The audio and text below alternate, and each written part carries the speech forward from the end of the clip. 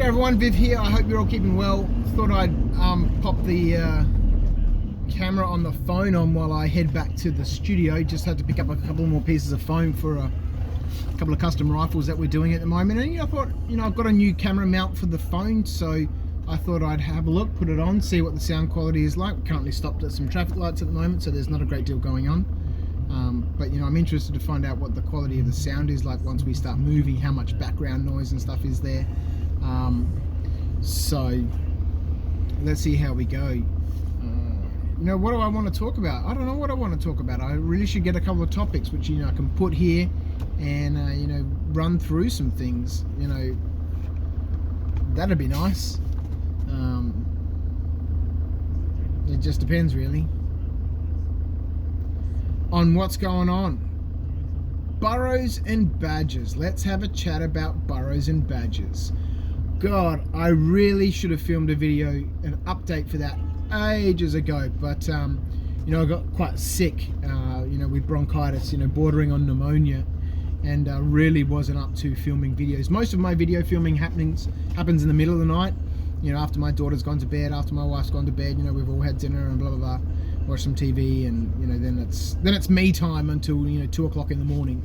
So because I was sick, I really wasn't interested in filming at 2 o'clock in the morning. I'm also interested in knowing how much shake there is on this camera, on that mount, because the other one that I had was really, really bad. This one seems to be okay, but I can't really watch the screen too much while I'm driving. Anyway, so Burrows and Badgers. I finally read the rulebook, and you may have seen on the Burrows and Badgers Facebook page, and I think maybe I shared it on my Rubbish In, Rubbish Out page, that I went through that rulebook, and sticky notes everywhere. Some of those sticky notes were things that I didn't really like about the rulebook. Now they were just suggestions to me for things that could have been improved.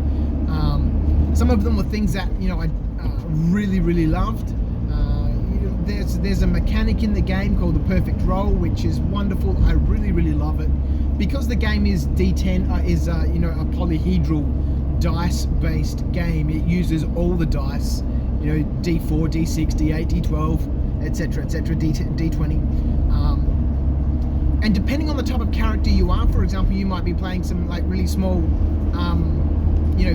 field mice or house mice or whatever they are, very small creatures. They only have a combat rating, a melee attack rating of D4, so that means they roll a D4 and add that to their their combat score. If they roll the highest possible dice, or the highest possible number on their allocated dice, then it counts as a perfect roll, and they get to add 7 to that. So as a little field mouse, you roll the dice. If you score a 4 or more, or well, not a 4 or more, it's a 4. You add 7 to that, and gives you a total of 11. That then becomes your score for that round of combat. And it gives those really weak creatures a chance to actually damage, and maybe not huge numbers of wounds, but at least do some damage to bigger, tougher, armored characters.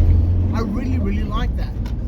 I like it because it's interesting and it's different, and I like it because it gives you the ability to take a varied force. You're not just min-maxing your war bands looking for the best combinations of characters. You can actually take a themed force or something that's story driven or narrative driven, and make it interesting, while still having a chance. Yes, maybe not as many chances as you might have if you had just full beasts and badgers and big creatures and stuff, but it still gives you a chance for those characters in your warband that are small and not necessarily powerful to be useful if they are ever engaged in melee.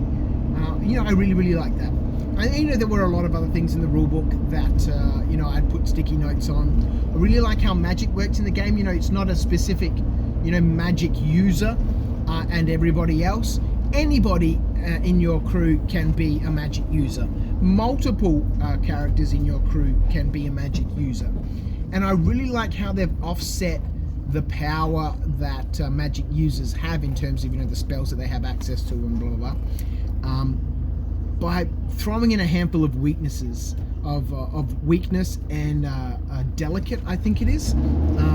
They're both negatives to your character's skills and abilities. They drop your dice down a level, etc.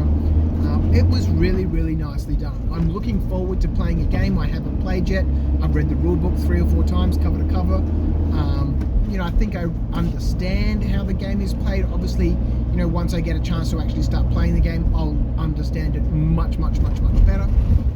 But from a rule set perspective, it's a very, very interesting game. I still don't like the rule book, and I'm sorry, but it's not a very nice rule book. But the rules themselves, I think they're very, very good. I think there's lots of opportunity there for fun narrative stories. I think there's lots of opportunities there for really enjoying the game for what I think it was designed for, to be a fun, enjoyable and quick game. It's not overly complex. There's not a lot of confusion. The mechanics are relatively simple, and I like games that have simple mechanics.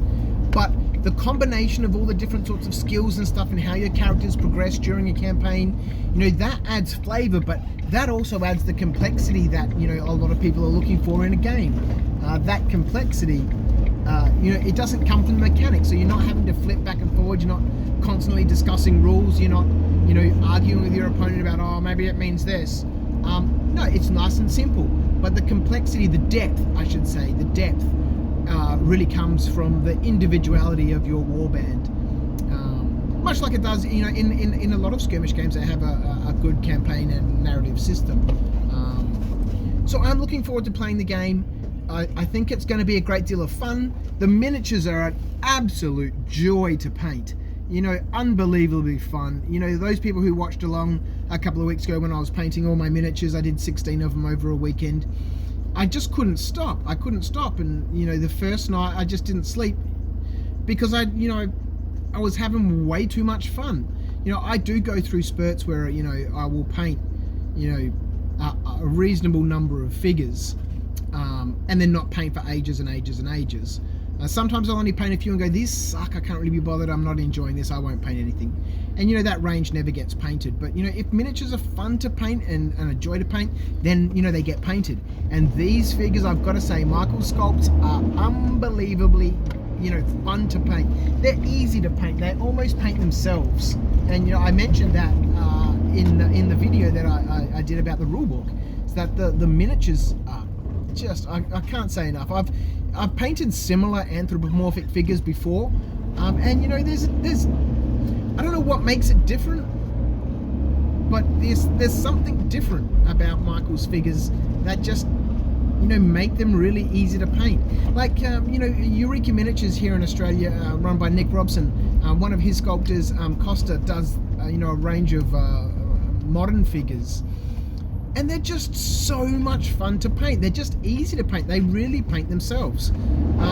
Versus other companies, it can be a real huge drama to paint. So Michael's figures very much like that. Fun to paint, beautiful figures. Very well proportioned. If you can, even talk about proportions for an anthropomorphic game. But so much fun. So I'm looking forward to playing the game. Like I said before, I've read the rulebook several times now. I think I'm fairly well over the rules. It has been a couple of weeks since I've read them, so in that couple of nights where I was like deep into it, I had a fairly good grasp, but I haven't looked at it again since I've been sick. So looking forward to getting back into it. Anyway, there we go. There's my quick update on Burrows and Badgers.